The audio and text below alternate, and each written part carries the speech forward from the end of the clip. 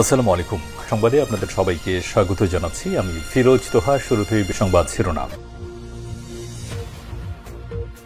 বাংলাদেশের সর্বশেষ গুরুত্বপূর্ণ আপডেট সংবাদে আপনাকে স্বাগত। শুরুতেই সংবাদ শিরোনাম, পরে বিস্তারিত। প্রথমেই জানাবো আমাদের হাতে থাকা সর্বশেষ গুরুত্বপূর্ণ সবথেকে তাজা আপডেট সংবাদ। আমি দোসরদের সঙ্গে বিএনপির আঁতাত নেই বললেন রুহুল কবির রিজভী। আওয়ামী লীগের দোসরদের সঙ্গে বিএনপির কোনো আঁতাত নেই, এসব দোসরেরা খোলস পাল্টাতে না পারলেও তাদের ব্যাপারে নেতাকর্মীদের সতর্ক থাকতে হবে বলে হুঁশিয়ারি দিয়েছেন তিনি। এরপর জানাবো পাচারের অর্থ ফেরাতে বিশ্বব্যাংকের সহায়তা চাইলেন ড মোহাম্মদ ইউনূস। জাতিসংঘের সাধারণ পরিষদের ৮০তম অধিবেশনে যোগ দিতে যুক্তরাষ্ট্র সফর করছেন প্রধান উপদেষ্টা ড মোহাম্মদ ইউনূস। সফরের দ্বিতীয় দিন তার সঙ্গে বিশ্ব নেতাদের সাক্ষাৎ হয়। এছাড়াও বিশ্বব্যাংকের প্রেসিডেন্ট অজয় বাঙ্গারের সঙ্গে ড ইউনূস বৈঠক করেছেন। শেখ হাসিনার আমলে পাচার হওয়া $240 বিলিয়ন তিনি ফেরত পেতে ড মোহাম্মদ ইউনূস বিশ্বব্যাংকের কাছে সহায়তা চেয়েছেন। এদিকে রাজধানীতে দুই গ্রুপের সংঘর্ষে একজন নিহত। রাজধানীর শেরেবাংলা থানাধীন আগারগাঁও তালতলা এলাকায় গত মঙ্গলবার ২৩ সেপ্টেম্বর সরকারি জায়গায় দোকান বসানোকে কেন্দ্র করে দুই পক্ষের মধ্যে সংঘর্ষ হয়। এই ঘটনায় আজ ২৪ সেপ্টেম্বর একজন নিহত হয়েছে। নিহতর নাম মোহাম্মদ বাবলু মিয়া ৪০। গুরুতর আহত অবস্থায় তিনি হাসপাতালে ভর্তি ছিলেন।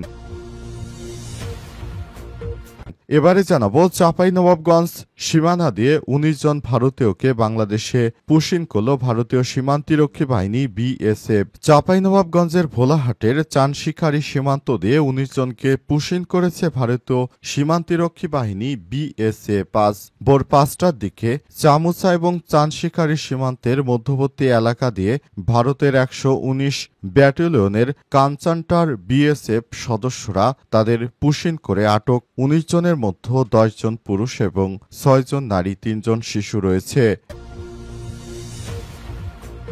এবং সর্বশেষ জানাবো রাবিতে শাটডাউন ৭ দিনের জন্য স্থগিত। রাজশাহী বিশ্ববিদ্যালয় শাটডাউন ৭ দিনের জন্য স্থগিত করেছে কর্মকর্তা কর্মচারীরা। এই সিদ্ধান্তের কথা জানান রাবি অফিসার্স সমিতির সভাপতি মুক্তার হোসেন। তিনি জানান, কর্মবিরতি প্রত্যাহারের জন্য বিশ্ববিদ্যালয় প্রশাসনের পক্ষ থেকে আহ্বান জানানো হয়েছিল। এ বিষয়ে নিজেদের মধ্যে আলোচনা করে তারা এই কর্মসূচি প্রত্যাহার করেছে। তিনি আরও জানান, প্রশাসনের অনুরোধে আমরা আজ দুপুর থেকে কর্মকর্তা কর্মচারীদের শাটডাউন কর্মসূচি স্থগিত করছি। দাবি আদায় না হলে ৭ দিন পরে আবারও কর্মসূচিতে ফেরত যাব। প্রিয় দর্শক, এতক্ষণ শুনছিলেন সংবাদ শিরোনাম, এবারে বিস্তারিত। তবে তার আগে বন্ধুরা অনুরোধ থাকবে এই সংবাদটিতে একটি লাইক দিন।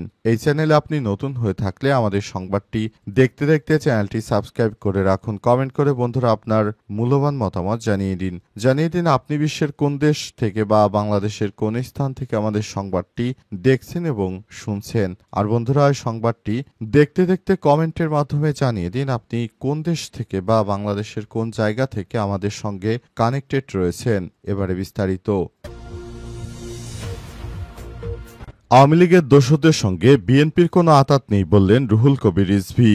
আওয়ামী লীগের দোসরদের সঙ্গে বিএনপির কোনো আঁতাত নেই, এসব দোসরেরা খোলস পাল্টাতে না পারলেও তাদের ব্যাপারে নেতাকর্মীদের সতর্ক থাকতে হবে। আজ নবনির্বাচিত পিরোজপুর জেলা বিএনপির নেতাদের নিয়ে শহীদ রাষ্ট্রপতি জিয়াউর রহমানের সমাধিতে শ্রদ্ধা জানাতে গিয়ে সব কথা বলেছেন রুহুল কবির রিজভী।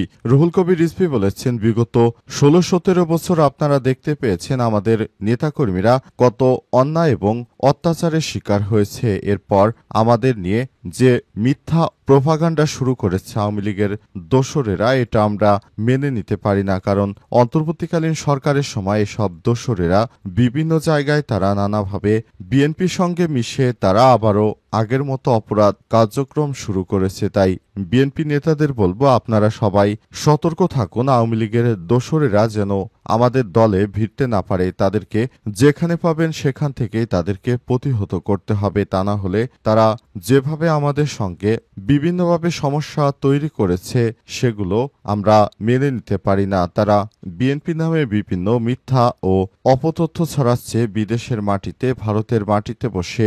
এসব কিন্তু বিএনপিকে ভাঙার জন্য গভীর ষড়যন্ত্র। এসব ষড়যন্ত্র অবশ্যই আমাদেরকে মোকাবিলা করতে হবে।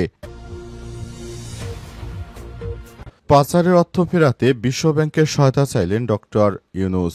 জাতিসংঘের সাধারণ পরিষদের ৮০তম অধিবেশনে যোগ দিতে যুক্তরাষ্ট্র সফরে গেছেন প্রধান উপদেষ্টা ডক্টর মোহাম্মদ ইউনূস। সফরের দ্বিতীয় দিন তার সঙ্গে বিশ্ব নেতাদের সাক্ষাৎ হয়। এছাড়াও বিশ্বব্যাংকের প্রেসিডেন্ট অজয় বাঙ্গারের সঙ্গে ডক্টর ইউনূস বৈঠক করেছেন। শেখ হাসিনার আমলে পাচারের অর্থ ফেরাতে সংস্থাটি সহায়তা চান তিনি।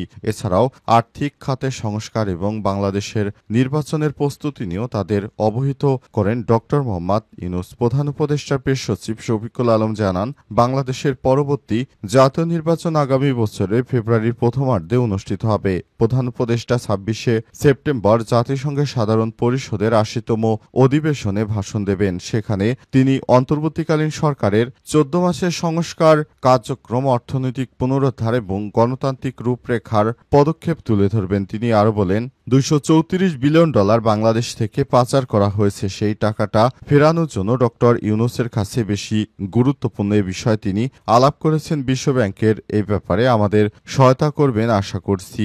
সাইডলাইনে বিশ্ব বাণিজ্য সংস্থা, ওয়ার্ল্ড ট্রেড অর্গানাইজেশন WTO এর মহাপরিচালক এনগোজি ওকোনজো ওয়েলফেয়ারের সঙ্গে সাক্ষাৎ করেন সরকার প্রধানের সময়। স্বল্পোন্নত দেশ এবং এসব দেশ থেকে উন্নয়নশীল দেশে উত্তরণে ডব্লিউটির পূর্ণ সমর্থন চান ডক্টর মোহাম্মদ ইউনূস। প্রেস সচিব আরও জানান, বাংলাদেশের ২০২৬ সালের শেষ দিকে এলডিসি থেকে উন্নয়নশীল দেশে উত্তরণ হওয়ার কথা রয়েছে। যদিও ব্যবসায়ীরা এ বিষয়ে পেছনের কথা বলছেন। প্রধান উপদেষ্টা সেটি বিবেচনায় রেখে ডব্লিউটির মহাপরিচালককে বলেন, এলডিসি থেকে উত্তরণের পর অনেক দেশ বাণিজ্য সুবিধা হারানোর কারণে ক্ষতিগ্রস্ত হয়েছে। বাংলাদেশ যেন একই সমস্যার সম্মুখীন না হয় সেজন্য ডব্লিউটির কার্যকর উদ্যোগ জরুরি। তিনি আসন্ন মন্ত্রী পর্যায়ে বৈঠকে এ বিষয়ে অর্থবহ সিদ্ধান্ত গ্রহণের জন্য আহ্বান জানান।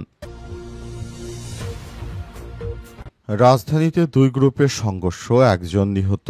রাজধানীর শেরেবাংলা থানাধীন আগারগাঁওয়ে তালতলা এলাকায় আজ ২৩শে সেপ্টেম্বর সরকারি জায়গায় দোকান বসানোকে কেন্দ্র করে দুই পক্ষের সংঘর্ষে একজন নিহত হয়েছে। নিহতের নাম বাবলু মিয়া, বয়স ৪০। উদ্ধারকারী বাসিন্দা আব্দুর রৌফের বরাতে জানা গেছে, শেরেবাংলা নগর থানার আগারগাঁও তালতলা এলাকায় জনতা গেটের সামনে দুই পক্ষের সংঘর্ষের সময় ভিকটিমকে রবিউল নামের একজন মাথায় লোহার পাইপ দ্বারা আঘাত করে গুরুতর আহত করেন। পরে তাকে উদ্ধার করে ২টার দিকে ঢামেক হাসপাতালে নিয়ে আসলে কর্তব্যরত চিকিৎসক তাকে মৃত ঘোষণা করেন। বিষয়টি নিশ্চিত করে ঢামেক হাসপাতাল পুলিশ ফাঁড়ির ইনচার্জ পরিদর্শক মোহাম্মদ ফারুক বলেন, নিহতের মরদেহটি ময়নাতদন্তের জন্য হাসপাতালের মর্গে রাখা হয়েছে। বিষয়টি সংশ্লিষ্ট থানাকে অবগত করা হয়েছে।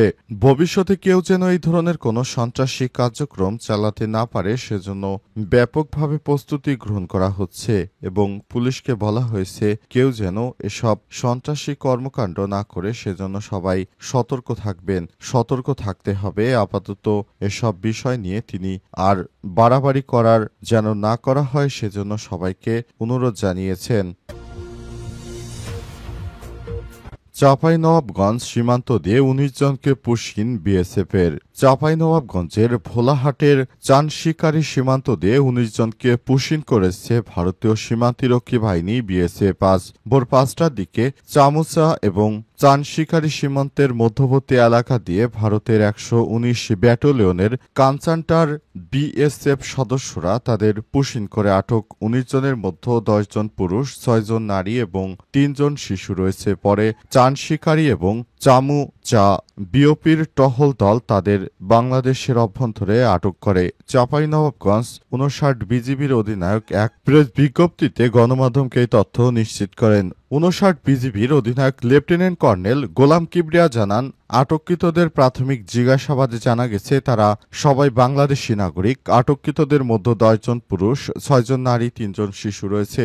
বিজিবি আরও জানায়, আটক ব্যক্তিরা ২০১৫ থেকে ২০২৪ সালের মধ্যে বিভিন্ন সময় কাজের সন্ধানে ভারতে অবৈধভাবে অনুপ্রবেশ করে। পরবর্তী ভারতীয় পুলিশ কর্তৃক তাদের বিভিন্ন জায়গা থেকে আটক করা হয়। আটক করার পর তাদেরকে অবশেষে বাংলাদেশে পাঠানোর সিদ্ধান্ত নেয় ভারতীয় সীমান্তরক্ষী বাহিনী বিএসএফ। এরপর সীমান্তরক্ষী বাহিনী তাদেরকে ওই সীমান্ত এলাকায় নিয়ে আসে এবং অবশেষে রাতের আধারে চোরের মতো ভারতীয় সীমান্তরক্ষী বাহিনী বিএসএফ এর সদস্যরা তাদেরকে বাংলাদেশে ঢুকিয়ে দিয়েছে। এদেরকে বাংলাদেশে ঢোকানোর ফলে মূলত বাংলাদেশে আরও অনেক বেশি সমস্যা তৈরি করতে চায় ভারতীয় সীমান্তরক্ষী বাহিনী বিএসএফ। তাদের উদ্দেশ্য হচ্ছে এসব ভারতীয় নাগরিকদেরও বাংলাদেশে জোর করে পাঠিয়ে দেয়। ইতিমধ্যে বিভিন্ন জায়গা থেকে সব ভারতীয়দেরকে শনাক্ত করা হয়েছে।